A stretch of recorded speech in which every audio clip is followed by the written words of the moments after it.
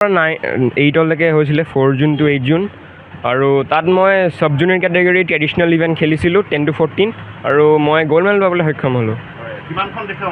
তাত 75+ কাণ্ট্ৰিজ আছিলে আৰু মোৰ ইভেণ্টত 5টা কেণ্ডিডেট আছিলে।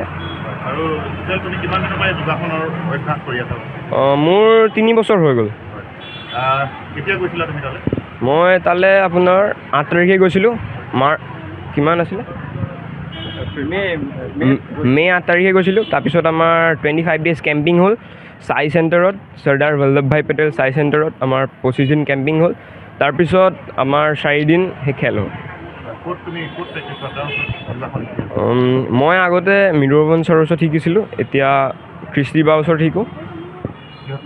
মই ক্লাছ 8 কেভি। সমগ্ৰ অসমৰ বাবে এটা ভাল খবৰ আৰু আমি ইতিমধ্যে কৈছোঁ যে আদ্ৰিত মৰিয়নিৰ পৰা গৈ মৰিয়নি নহয় মেলেঙৰ দৰে এটুকুৰা ভিতৰুৱা অঞ্চলৰ পৰা গৈ মৰিয়নিৰ লগতে আজি অসমৰ নাম উজ্বলাবলৈ সক্ষম হৈছে। সমগ্ৰ ভাৰতবৰ্ষতে নহয় বিশ্বত তেওঁৰ আজি প্ৰতিষ্ঠা লাভ কৰিছে, এইটো ভাল লগা কথা। আৰু এনেকুৱা ভাল লগা মুহূৰ্তবিলাকত আমিও সহযাত্ৰী হ'ব বিচাৰোঁ একেলগে, যাতে ভাল লাগে সকলোকে। গতিকে আমি ইয়াৰ লগত জড়িত হৈ থকা আমি আদিত্যলৈ শুভেচ্ছা জ্ঞাপন কৰিছোঁ, অভিনন্দন জ্ঞাপন কৰিছোঁ আহি থকা দিনবিলাকত আৰু তেওঁ আগবাঢ়ি যাওক। আৰু লগতে তেওঁৰ লগত জড়িত হৈ থকা যিসকল ব্যক্তি আছে পিতৃ মাতৃক আদি সকলোখিনিলৈকে আমি যিকোনো খবৰৰ বাবে যোগাযোগ কৰক আমাৰ এই নম্বৰত 9181 307 221।